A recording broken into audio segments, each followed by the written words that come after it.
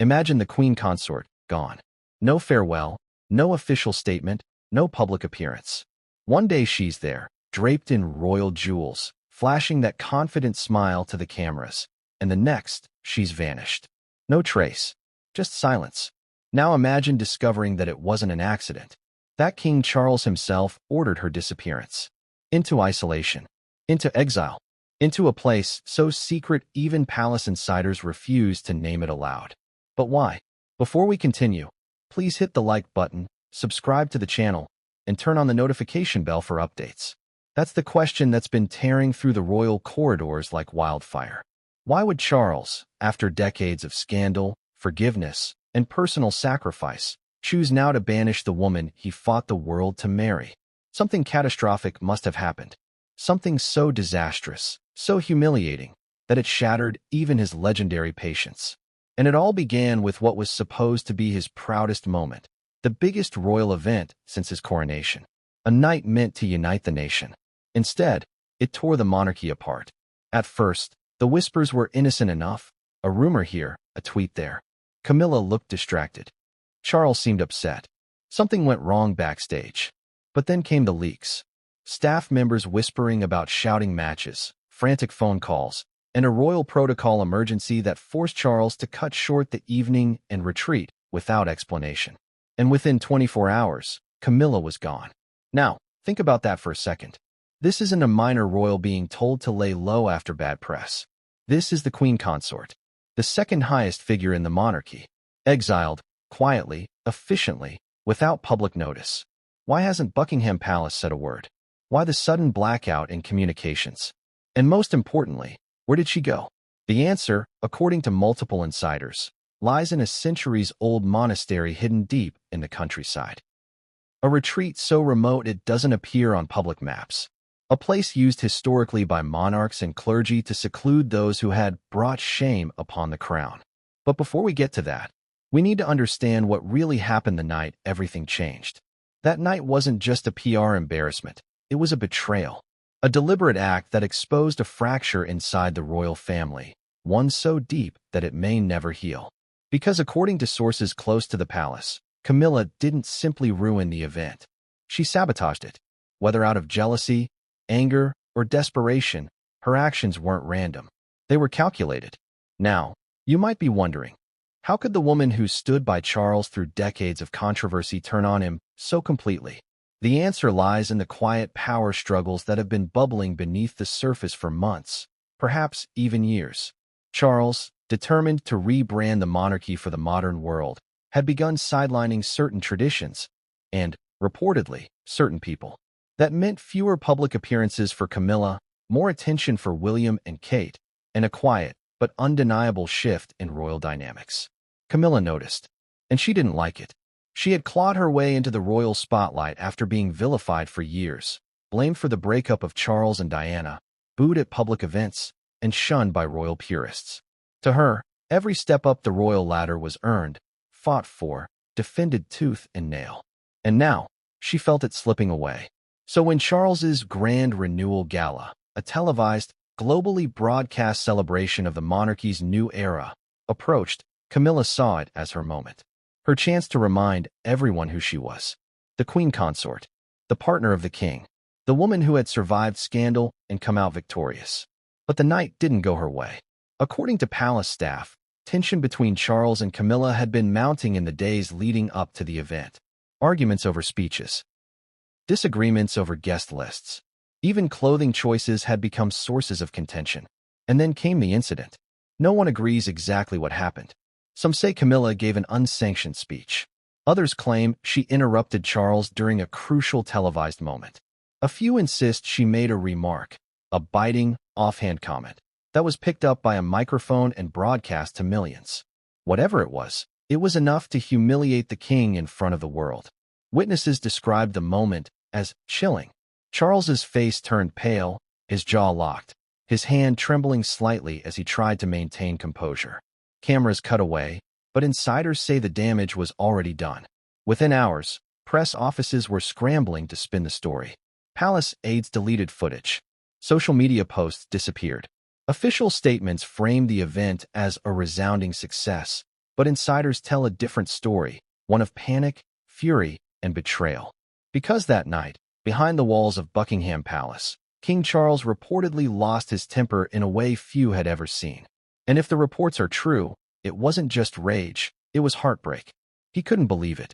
The woman he had risked his reputation for, the woman he had defended against public hatred, had become the source of his greatest humiliation. Now, remember, Charles isn't just a man. He's a monarch. Every emotion is measured, every reaction scrutinized. He can't afford to be impulsive. But something inside him broke that night. Multiple sources say he ordered Camilla to stand down from all public duties. A temporary measure, officially. But in reality, it was the beginning of a quiet erasure. Courtiers began drafting statements that were never released. Security arrangements changed overnight. Camilla's official schedule vanished from royal calendars. Even her private staff received coded messages instructing them to prepare for indefinite relocation. And just like that, she was gone. Now here's the strangest part.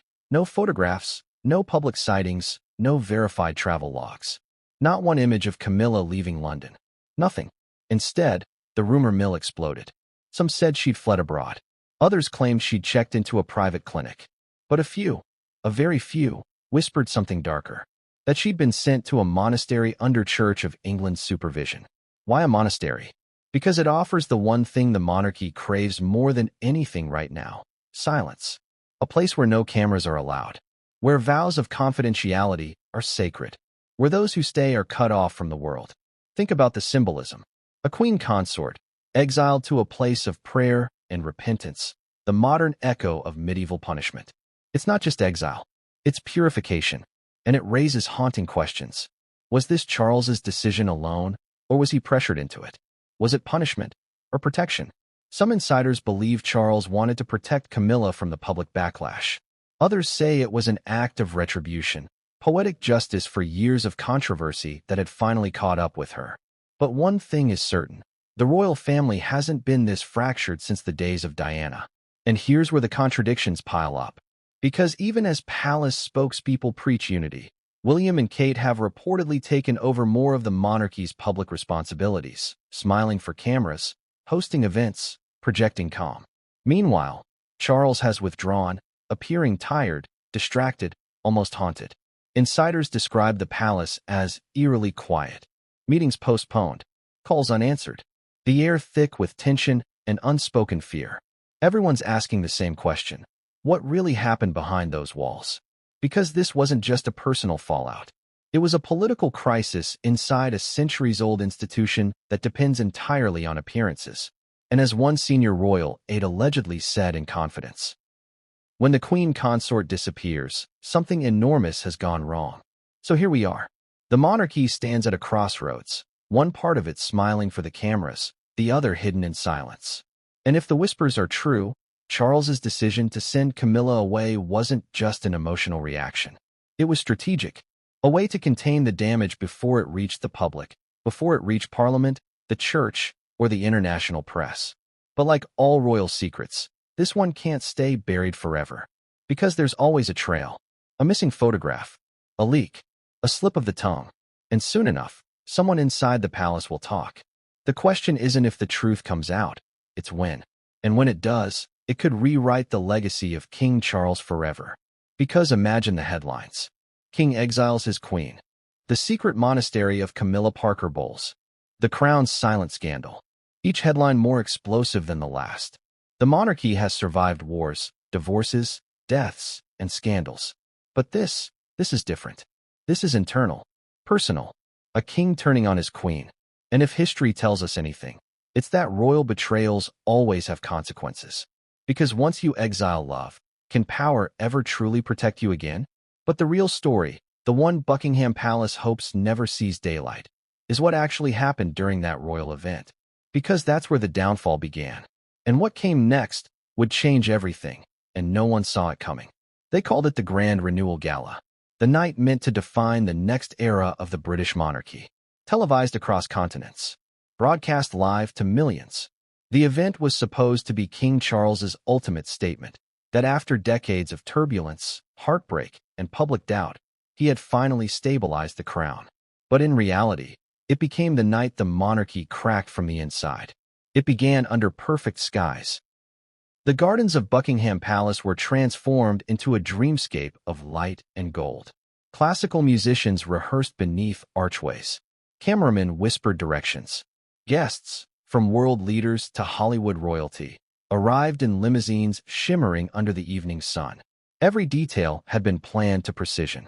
Every seat measured, every glass polished. And in the center of it all, King Charles and Queen Camilla. But as the cameras rolled, something began to feel off. A tension, subtle at first, like a cold wind through an open door. Observers would later say you could see it in Charles's eyes, a faint tightness in his smile, the way his hand gripped the armrest a little too firmly. And beside him, Camilla, radiant, confident, perhaps too confident, smiled wider than ever. Her dress was bold. Her manner, even bolder. According to royal stylists, Charles had asked her to wear something understated, classic, elegant, befitting the new tone of his reign. Camilla ignored that. Instead, she arrived in a gown dripping with diamonds, shining so bright the cameras struggled to adjust exposure. Some called it dazzling. Others called it defiant. But this wasn't about fashion. It was a statement, a silent declaration that she was the power beside the throne, not a supporting act. The evening began with speeches, a carefully choreographed narrative of heritage, unity, and renewal. Charles spoke first, his tone deliberate, reflective, designed to remind the public that he was both a monarch and a modernizer. He thanked the nation for its support through his mother's passing. He spoke of climate change, of compassion, of continuity. It was dignified, heartfelt, controlled. And then, Camilla stepped forward. She wasn't supposed to. Her speech had been scheduled later, a short, pre-approved set of remarks about family and service. But Camilla, according to several aides, waved off protocol. She took the microphone, smiled to the crowd, and began to speak. At first, it was charming. The audience laughed, applauded.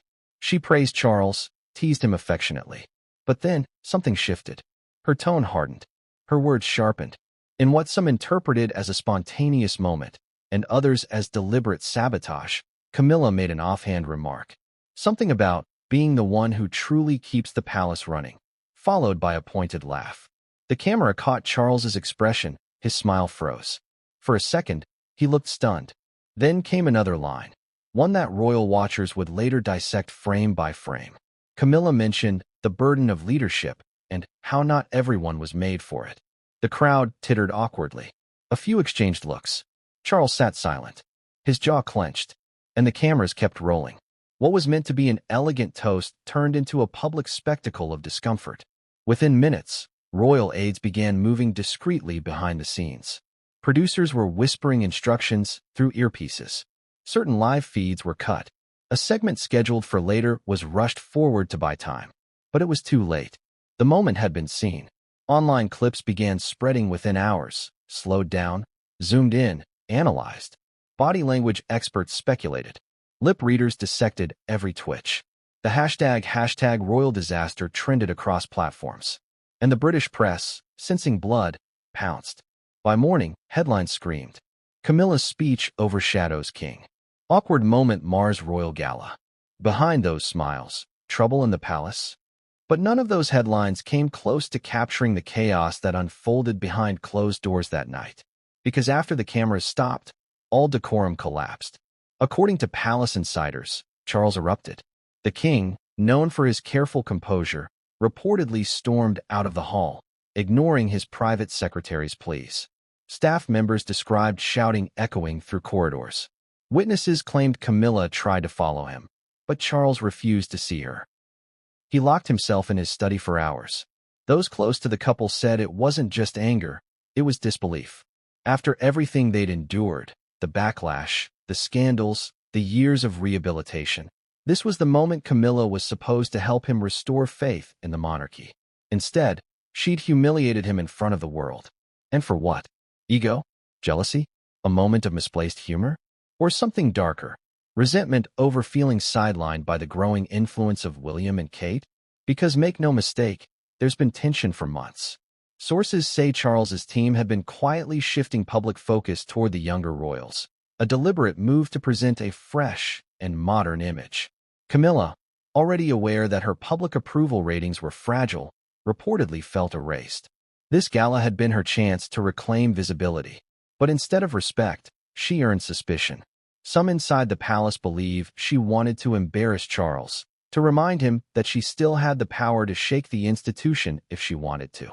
Others think she misjudged the moment, that nerves, champagne, and ego mixed into a catastrophic cocktail. Either way, the fallout was immediate. By dawn, damage control was underway. Press officers drafted alternate narratives.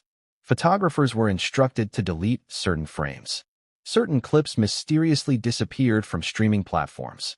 And then, quietly, Camilla's public appearances were canceled. Officially, she was unwell. Unofficially, she'd been frozen out. Charles refused to see her for days. Advisors tiptoed around him. Even senior aides were told, "Don't bring up Her Majesty." Her Majesty, a title that suddenly felt hollow. Imagine it, the woman once crowned before the world, now spoken of only in whispers. Some insiders claim that Camilla tried to apologize, sending notes through private secretaries, pleading for a meeting. Charles didn't respond. Others say she grew defiant, blaming his temper, accusing him of overreacting. One aide recalled hearing her mutter, "I've survived worse than this." But this wasn't like before. This wasn't the tabloid-driven drama of the past. This was a fracture at the heart of the monarchy itself.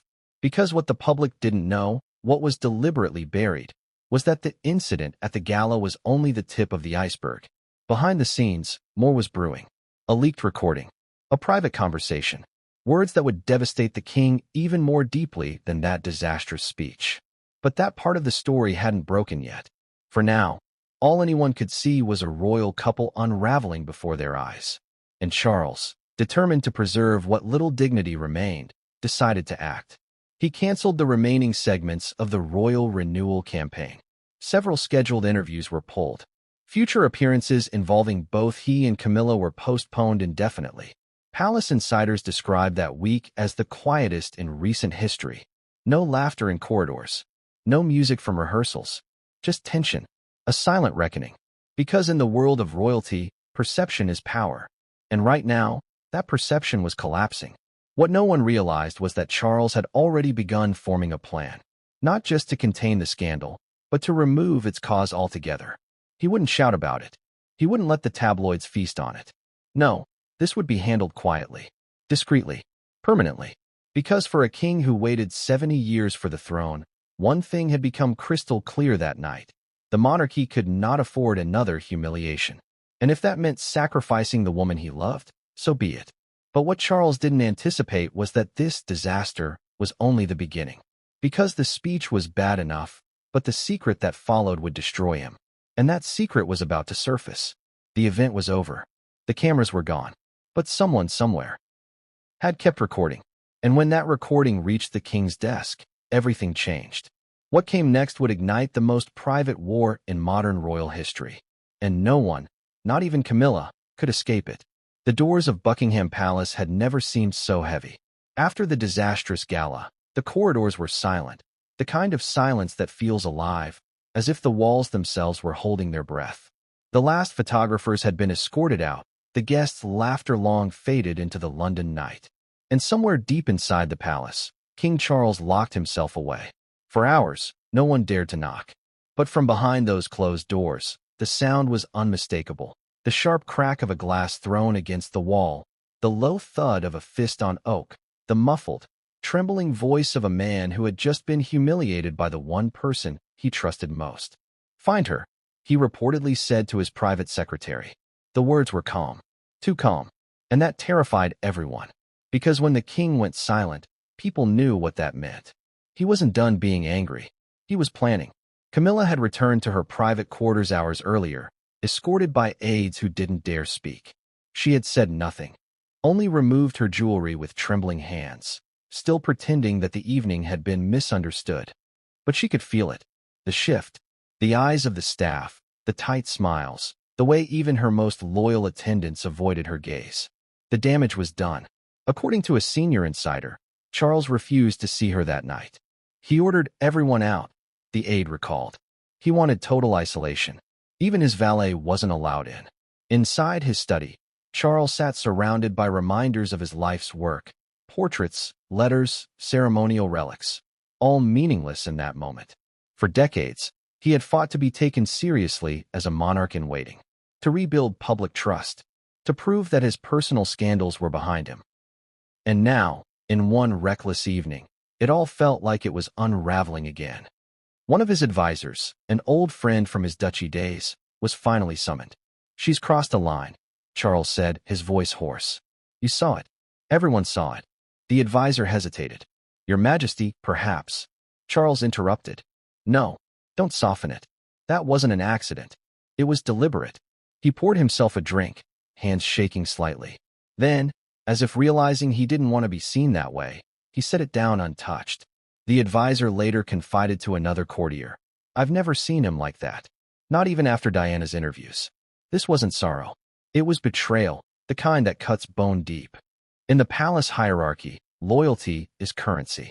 And betrayal, especially from within the family, is unforgivable. But what no one knew yet was that the public humiliation wasn't even the worst part. Because after the gala, something else reached Charles's desk. Something that turned his anger into fury. A private recording. It came from a junior staff member who had been working backstage, handling audio feeds for the live broadcast. The young technician had heard something strange through his earpiece. Camilla's voice, before she went on stage, speaking to a small group near the podium. She didn't know her mic was live. The conversation, reportedly, wasn't flattering. She'd mocked Charles's rehearsal habits, calling him endlessly dull. She'd laughed about his constant need for validation, saying, "He still thinks the world cares about speeches on trees." And then, the most explosive line, "It's my coronation too, whether he admits it or not." When the technician realized what he'd captured, he panicked. He handed the recording to a senior sound engineer, who quietly passed it along to the palace communications team. Within hours, it reached the king's private secretary. By morning, Charles had heard it. Imagine that moment.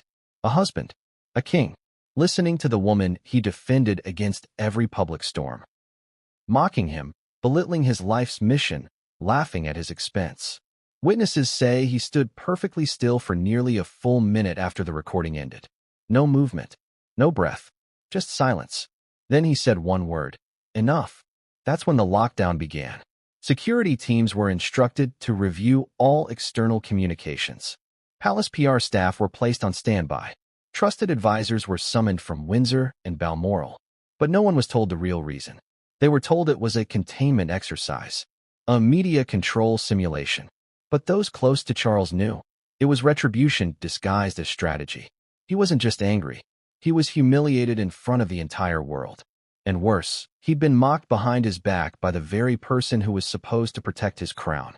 Inside Camilla's quarters, the atmosphere was suffocating. Her phone was confiscated. Her calls were redirected through appropriate channels. And when she finally requested a meeting with the king, she was told His Majesty is not receiving visitors at this time. That phrase, "not receiving visitors," is palace code. It means exile is coming. According to one courtier, Camilla broke down for the first time in years. She shouted at her staff, they said. She demanded to know who had betrayed her. But the truth was, she'd betrayed herself. For the next several days, the palace operated under a strange rhythm. The king held quiet meetings in the mornings, disappearing in the afternoons. His press office issued calm, smiling statements. Publicly, everything seemed fine. Privately, it was war. And then came the letter. Charles's private secretary delivered it by hand. It was short, 2 sentences. Her Majesty is advised to withdraw from all public engagements for the foreseeable future. Further arrangements will be communicated directly. That was the moment Camilla realized this wasn't temporary. She wasn't being asked to rest. She was being removed. She tried to appeal. She sent word to Queen and her sister-in-law and longtime critic, hoping for intervention, and refused. She tried reaching out to William through intermediaries. No reply. Even her closest ally, a senior palace staffer, told her quietly, "It's done. You've lost him." Meanwhile, Charles retreated to Sandringham. Advisors described him as grimly calm. He attended morning prayers alone, spoke little at dinner, and worked through piles of documents long after midnight. It was there, according to one insider, that the final decision was made. Charles confided to a single trusted cleric, an old friend from his charitable foundations, that he needed a way to restore dignity without blood. The cleric's advice? Remove the cause, but protect the soul. And thus, the idea of exile, not public, not scandalous, but quiet, began to take shape. The monastery came up almost by accident. It was an ancient site tied to the Church of England, hidden in the countryside, once used as a place of retreat for troubled clergy. It offered silence, isolation, and, most importantly, discretion. Operation Serenity, they called it. A gentle name for a brutal act. In the days that followed, quiet preparations began. Private security was dispatched. Vehicles registered under false designations. Medical staff briefed. Camilla was told she would be taking time for spiritual reflection. She knew what it meant. Her resistance was brief. A few tears, a few protests, and then resignation. She'd seen the look in Charles's eyes before, decades earlier, when the world turned against them. But this time, it wasn't the world, it was him. He'd made up his mind. When she left Buckingham Palace, it wasn't in a royal motorcade. No photographers. No farewell wave. Just a black car in the early dawn, windows tinted, escorted by two unmarked vehicles. Only a handful of people knew her destination. Even fewer dared to ask. That morning, palace staff received new orders. Remove Camilla's portraits from select corridors, postpone her scheduled engagements indefinitely, and replace her upcoming features in royal publications with archival material. It was a quiet erasure. And in public, Charles appeared composed, giving speeches, shaking hands, speaking of unity and renewal. But those who knew him said he was a different man. Haunted, distant, trapped in a silence he had created. Because when you exile your partner, the one who shared your sins and your victories, you exile part of yourself too. And yet, there was no going back. Charles told one aide, "I am doing what must be done for the crown." But the aide, an old loyalist from the Queen's era, later whispered, he wasn't convincing himself. He was trying to convince his conscience. In the weeks that followed, the cover story held. Newspapers speculated about health breaks, private retreats, even family matters. No one guessed the truth. Until one evening, a photograph surfaced. Blurry, grainy, taken from a distance. A woman who looked like Camilla, dressed simply, walking along a stone path surrounded by ivy. Behind her, the distinct Gothic architecture of an English monastery. The picture was deleted within hours, but not before it spread online. And with it came the questions the palace could no longer ignore. Where's the queen consort? Why is she not by the king's side? And if this is truly a private retreat, why does it look like exile? The king's staff scrambled for explanations. An extended period of reflection. Spiritual rest. Temporary withdrawal. But the damage was done. The world had seen the photo. And now, the secret was out, if only halfway. Charles had won his silence. But he hadn't won peace. Because the world was beginning to ask questions. And those questions had no good answers. What came next would tear open everything the king tried to hide, and expose the truth about why Camilla was sent away. Because the recording was only the beginning. There was another secret, one buried even deeper. And when it came to light, it wouldn't just threaten Camilla's position. It would threaten the monarchy itself. But that is where the story turns dark. And what came next would change everything, and no one saw it coming.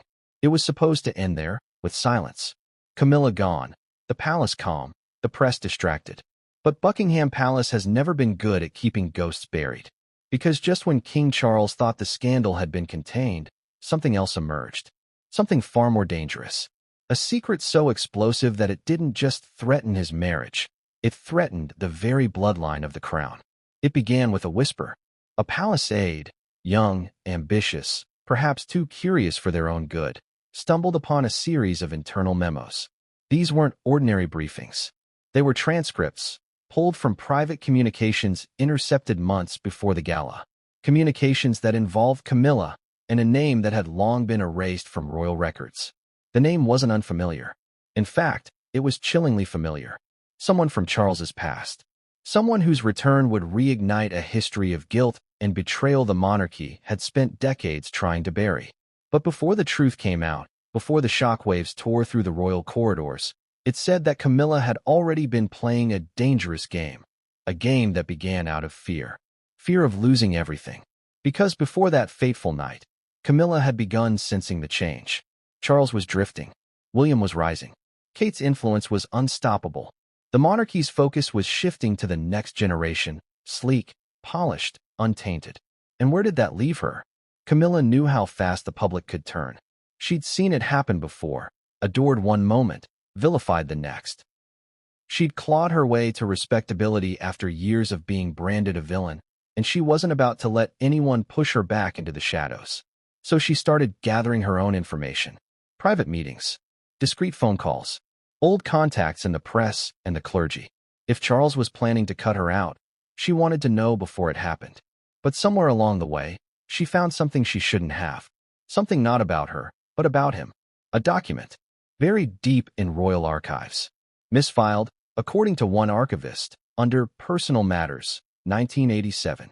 And inside that file, a revelation that shook her to the core. The file reportedly contained correspondence between Charles and a senior church figure, referencing an undisclosed inheritance matter involving a woman named Sarah and a child. For decades, rumors had swirled about Charles's life before Camilla. Some whispered that his relationship with Sarah Spencer, Diana's sister, had been more serious than reported. Others claimed there had been another woman entirely, a commoner, hidden from public record. Camilla, obsessed with control, began digging. And what she found, or thought she found, terrified her.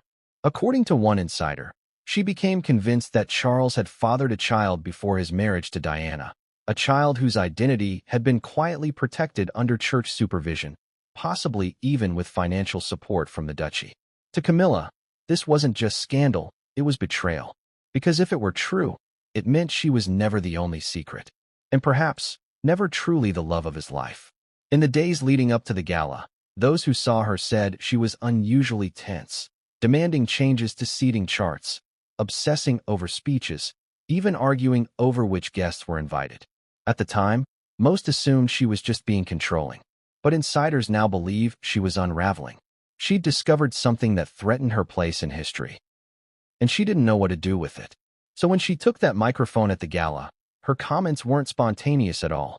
They were provocation. She wanted to hurt him, to remind him that secrets go both ways. One aide later confided. She knew something she wasn't supposed to know, and she wanted him to see that she knew. The irony is brutal.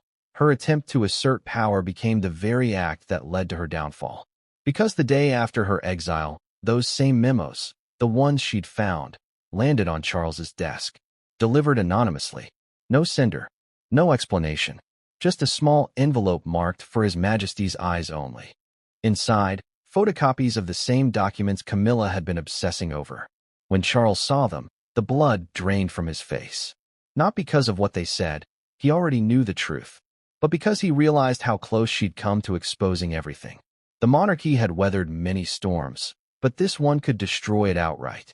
Because if anyone ever connected the dots between those old church correspondences and the current royal bloodline, it would raise unthinkable questions about legitimacy, inheritance, and the sanctity of succession itself. That's why Charles's reaction wasn't just anger. It was panic. He immediately summoned his legal counsel. The documents were locked in the palace archives under a new classification, Private R. That code hasn't been used since the Edward VIII abdication files. In short, it meant one thing. This must never be made public. Camilla, meanwhile, was already gone. But she didn't go quietly. According to reports from the monastery, she arrived furious, not broken, but burning with resentment. She told one confidant that she'd been sacrificed for secrets older than marriage itself. She reportedly said, "They sent me away because I know too much, and he knows I won't forget." What she didn't realize was that Charles wasn't just protecting himself, he was protecting the institution. Because if the truth about that document ever came out, it wouldn't just question the king's integrity, it could unravel the entire line of succession. And that's why her exile wasn't punishment. It was containment.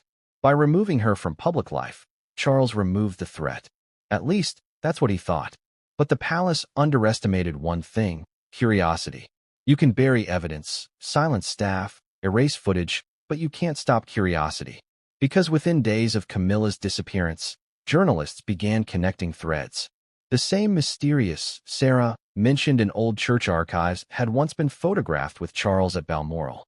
The same period that the undisclosed inheritance matter occurred coincided with royal travel records that had quietly been sealed. It was all circumstantial, until someone leaked a letter. An unsigned note, allegedly written by Camilla weeks before the gala. It read, "Secrets have a way of resurfacing, especially when they've been protected too long. I refuse to be the next ghost in this family's history." That line, "the next ghost in this family's history," sent tabloids into overdrive. Was she referring to Diana? To Margaret? Or to someone else entirely? Someone whose story had been buried before it ever began? And suddenly, exile wasn't enough. Because by trying to silence Camilla, the palace had made her legend grow louder. Inside the monastery, life was quiet. No phones, no contact, just prayer, reflection, and supervision. But the world outside was spinning. Every leak, every rumor added new fuel. Charles's advisors begged him to release a statement, even a simple one, clarifying that the queen consort was on retreat by choice. He refused. The less said, the better, he reportedly told them. But silence can be fatal in the court of public opinion. And the silence became deafening. William, watching from afar, urged his father to come clean. "Secrets always rot," he said during one private meeting. But Charles couldn't risk it. He'd seen what happened to his uncle Edward when love came before duty. He'd seen how scandal could outlast generations. He wasn't going to be the monarch who let the crown fracture over one file. And so, as the world speculated, as tabloids printed half-truths, Charles doubled down. The monastery arrangement continued. Camilla's name vanished from official schedules. Courtiers spoke of restructuring royal duties. Behind closed doors, however, the king began to crumble. Aide said he walked the gardens of Sandringham alone at night. He'd mutter to himself, clutching old letters. One staffer described him as haunted by ghosts, by guilt, by choices he can't undo. He wasn't just losing his queen. He was losing his peace. And as the weeks turned into months, one question began to echo through the halls of the palace. Not whispered by staff, not leaked to press, but muttered in private between royals themselves. What else is he hiding? Because the more the king tried to cover one secret, the more others began to surface.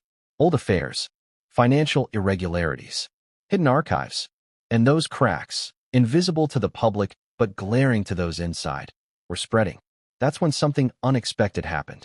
A courier arrived at Buckingham Palace with an unmarked envelope addressed directly to the king.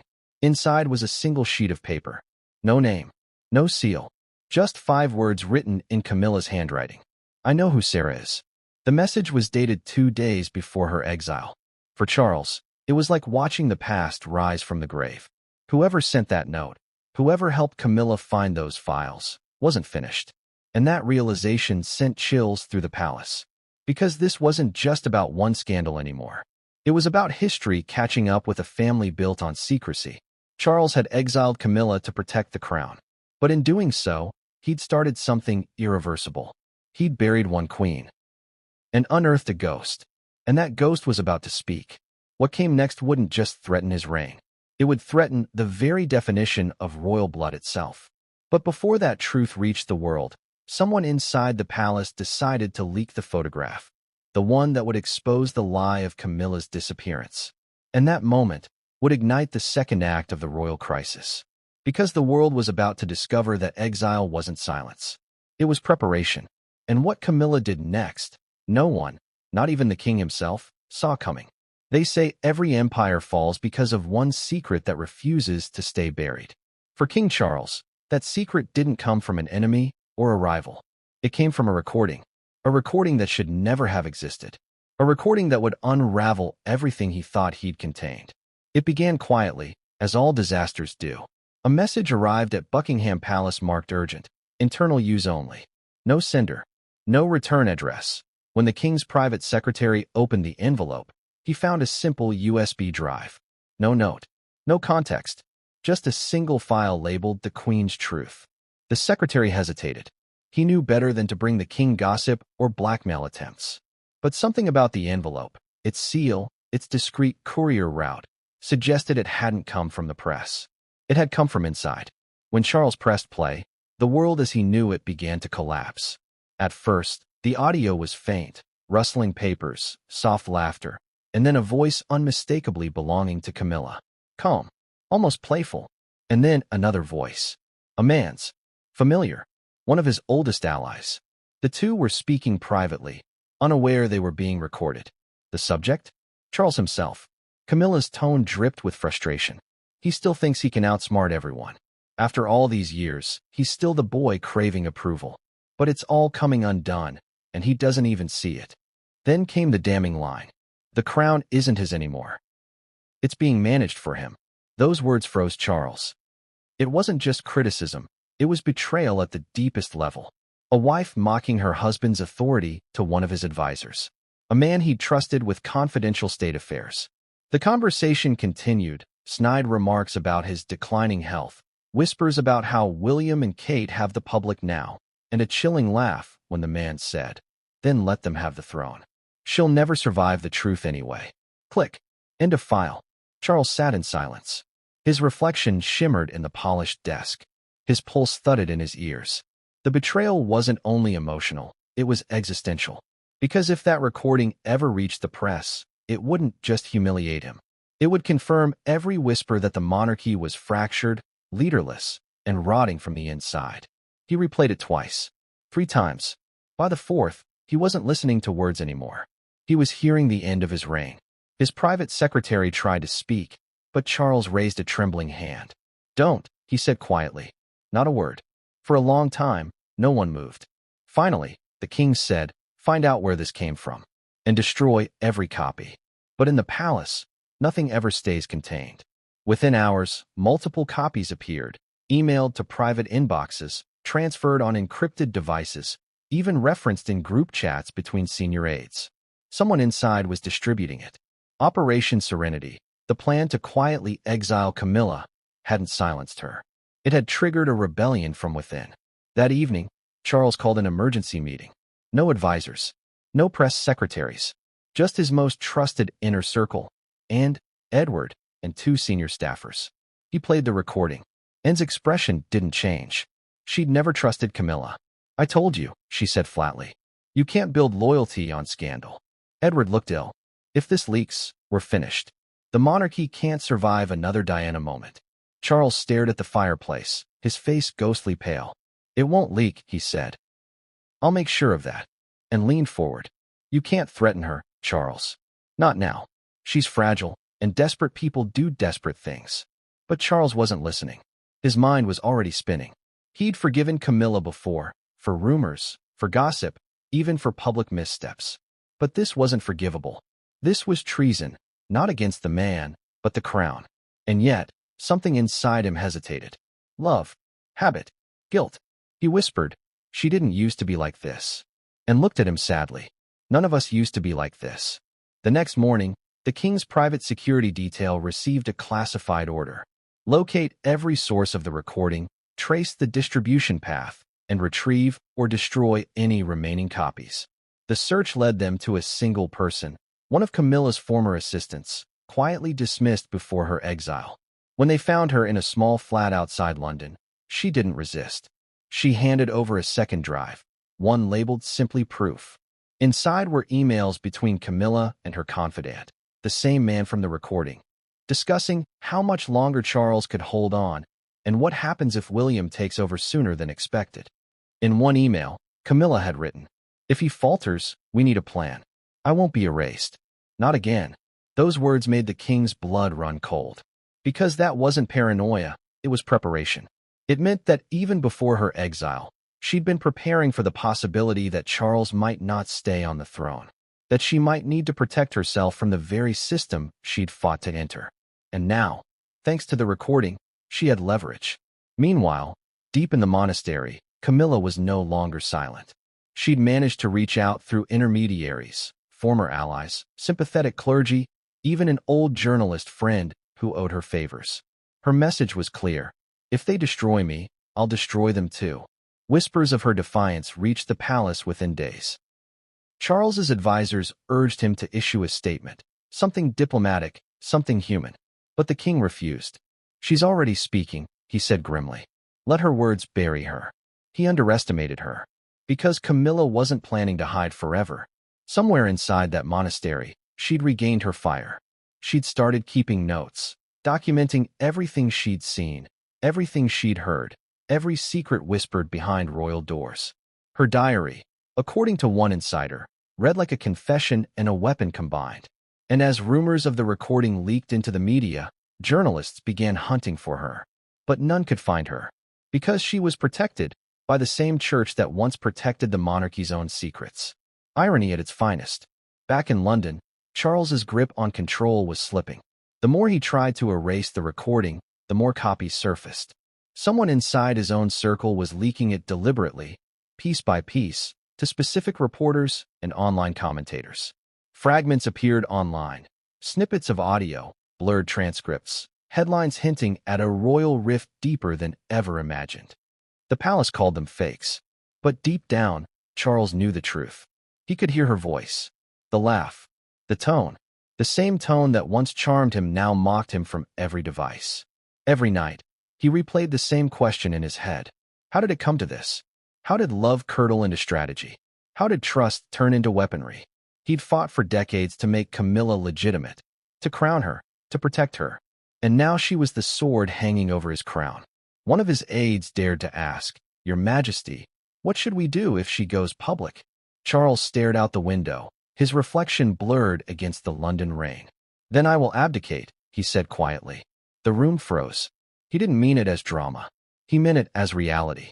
Because if the full recording went public, if the world heard his queen conspiring with his own advisor, mocking the institution, then his reign would no longer hold moral authority. The monarchy would crumble, not through revolution, but through ridicule. And ridicule, Charles knew, kills slower, but deeper than scandal. But fate wasn't done with him yet. 2 weeks later, another delivery arrived. This time, addressed not to the king, but to Prince William. Inside the envelope was a letter written by Camilla herself. "William, you of all people understand what it's like to live under a crown that hides its truth. He thinks I'm the enemy. But all I did was speak the truth he's too afraid to face. If you ever loved your father, help him remember who he is, before the world sees what he's become." William said nothing to the press. But within days, he and Kate arrived at Buckingham Palace unannounced. Witnesses said the confrontation was brutal. William demanded answers. "What is she talking about?" he shouted. "What truth?" Charles refused to elaborate. "It's between her and me." Kate, ever composed, said softly, "Secrets destroy everything, Your Majesty. Haven't we learned that?" Charles looked at her, eyes hollow. "Yes," he said, "but some truths destroy faster." That was the moment William realized his father wasn't just fighting scandal.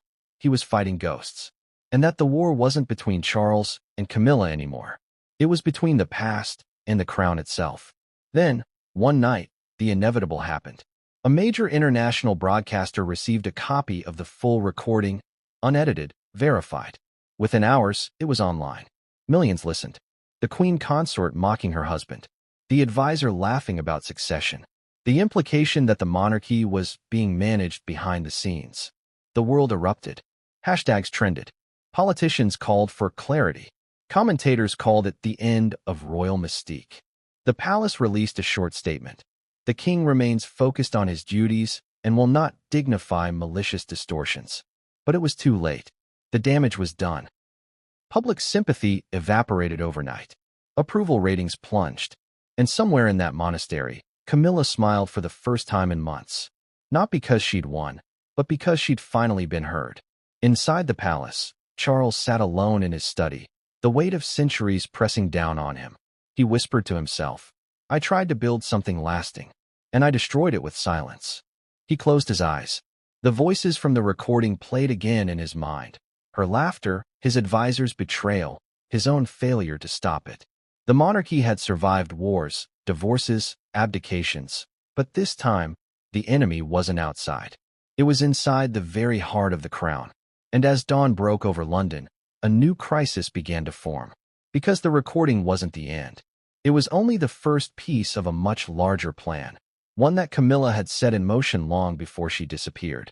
A plan that would soon reveal what she'd really been doing inside that monastery. Because exile wasn't punishment. It was preparation. And what came next would make the recording look like a whisper compared to the storm that was coming. But no one, not Charles, not William, not even the church, was ready for it. Because the next revelation wouldn't just question who should rule. It would question who truly belonged on the throne. The dawn over Aurelius' palace was pale and cold when the operation began. No trumpets, no ceremonies, no crowds. Just silent footsteps echoing across marble floors as a handful of shadow-cloaked officials gathered in the king's private council chamber. Behind the carved oak doors, tension hung so thick it felt like smoke. King Edmund IV sat at the head of the long table. His crown was nowhere to be seen. In its place, red-rimmed eyes, trembling hands, and the crushing weight of betrayal. Everything had changed since that recording. The empire still believed Queen Corinne was unwell, quietly recovering from exhaustion. The Dominion Press Guild repeated the line dutifully, but within the palace walls, everyone knew better. The queen consort was about to disappear. For real. Forever. Begin, the king said, voice hollow. Grand Marshal Veridon, head of the king's personal security, stepped forward. He placed a sealed folder on the table. The cover read, Operation Serenity. 2 words that would rewrite the kingdom's future. It must be discreet, Veridon said. No visible escorts.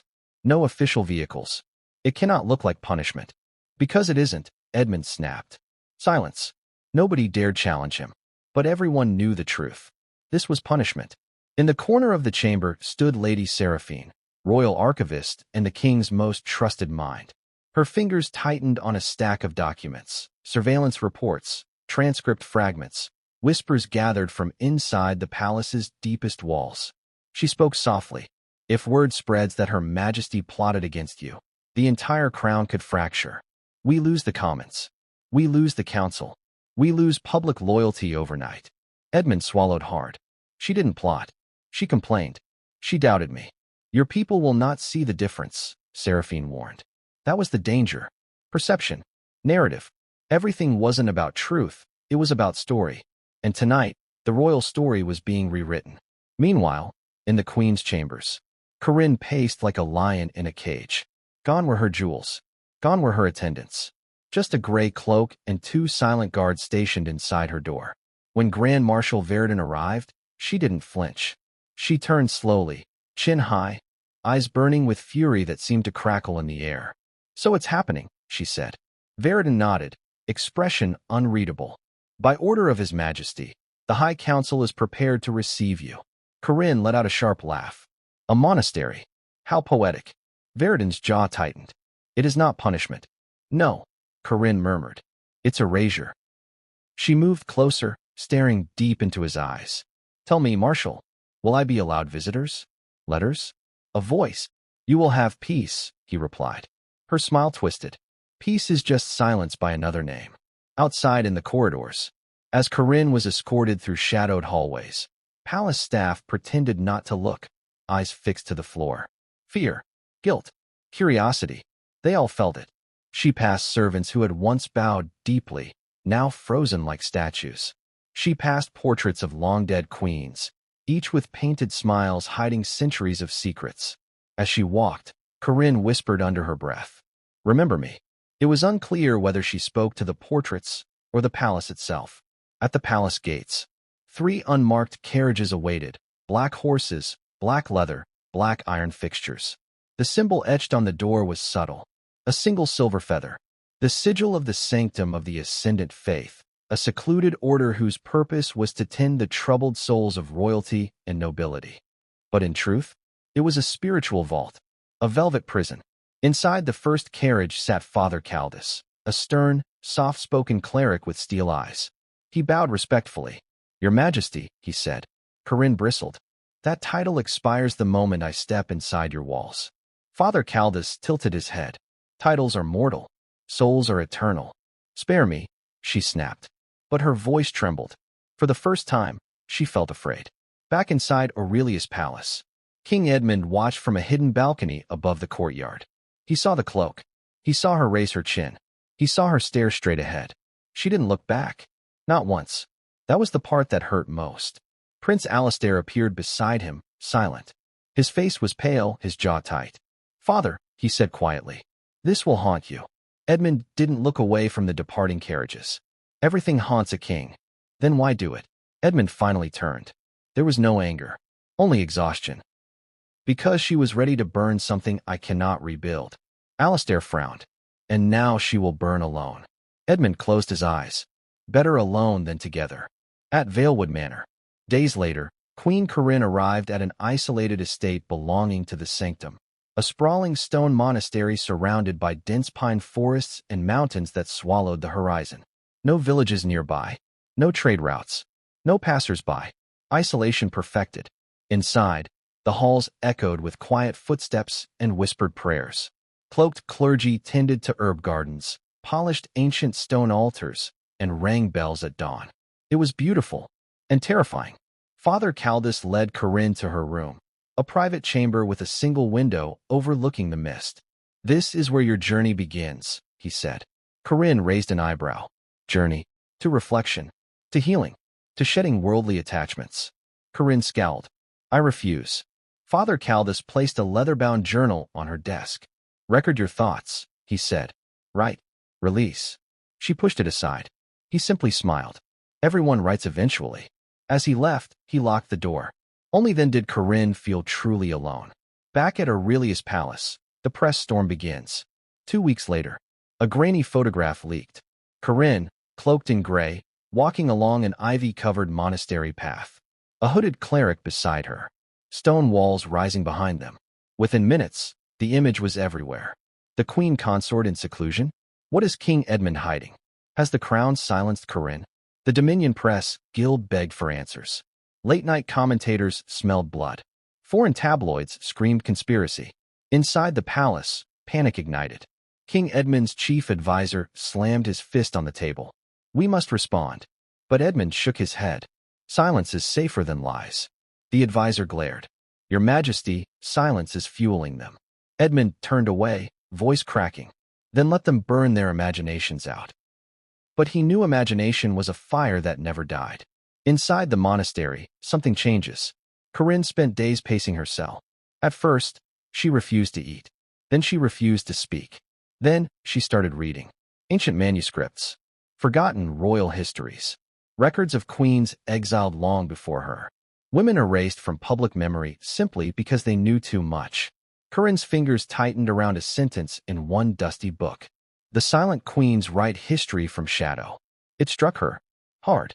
She grabbed her journal, the one she'd sworn not to touch, and began to write. But she didn't write confessions. She wrote names, secrets, dates, conversations whispered in corridors, decisions made in smoke-filled rooms. Blackmail? Insurance? Power? Because if the palace thought exile would break her, they had underestimated her completely. Meanwhile, leak after leak. Back in Avalmere, more information surfaced. Secret meetings. Suppressed documents. The existence of a hidden recording. The narrative shifted. Was Queen Corinne the villain? Or the victim? Public opinion splintered. Protests formed outside Aurelius' palace. "Bring back our queen. We demand truth." Edmund watched from his balcony, rage boiling behind his ribs. This wasn't silence anymore. This was revolution. Hymir Estate, Crisis Council. The king convened his closest circle. Princess Alara, Prince Alistair, Lady Seraphine, Grand Marshal Veridon. They gathered in a drafty chamber at Hymir Estate, far from the curious ears at Aurelius' palace. Edmund slammed his fist on the table. "Who leaked that photograph?" Silence. Grand Marshal Veridon looked uncomfortable. "We believe," he said carefully, "that someone inside the sanctum sympathizes with Her Majesty." Edmund froze. "Elise?" Alara whispered, eyes wide. "Lady Elise. A young cleric. Kind. Gentle. Corinne's personal attendant." It suddenly made sense. Edmund sank into his chair. "We cannot uproot the sanctum," he sighed. "We'd ignite a war with the High Council." Seraphine leaned in. "Then we must do something more dangerous." Everyone stared. "Out-PR her," Seraphine said. "Paint her as unstable, compassionately troubled. Then the public will accept her absence." Alara slammed her palm down. "No, we cannot destroy a woman's reputation because she knows too much." Edmund stared at his daughter-in-law, the voice of conscience. "And what would you have us do?" he demanded. Alara's voice softened. "Tell the truth." The room flinched. "Truth? In a monarchy? Seraphine shook her head. Truth is power. Power is vulnerability. Alistair stepped forward. Father, you can't outrun this. Edmund's voice broke. I'm not outrunning her. I'm outrunning myself. Back at the monastery, a visitor arrives. Weeks passed. One evening, as bells rang across the courtyard, Corinne heard a knock at her door. Not clergy's gentle tap, but a sharp, deliberate knock. She opened it slowly. Lady Elise stood there, eyes darting down the hall. In her hand, a small wooden box. For you, she whispered. From the outside, Corinne's breath caught. Inside the box was a gemstone pendant, subtle royal crest etched faintly into the metal. Inside the locket was a note. You are not forgotten. Signed, someone who hurts too. Corinne's eyes flooded. Not with sorrow, with purpose. She wasn't alone inside these walls. She had allies. And if the palace wanted silence, she would craft a story louder than any recording. Aurelius' palace, midnight decision. Edmund stood alone in the hall of mirrors, surrounded by reflections he didn't recognize. He whispered to himself, she wasn't always like this. But maybe she was. Maybe he simply refused to see. Lady Seraphine entered quietly. Your Majesty, if we cannot silence her, perhaps we can negotiate. Edmund shook his head violently. She no longer negotiates. She warns. She threatens. She punishes. Seraphine stepped closer.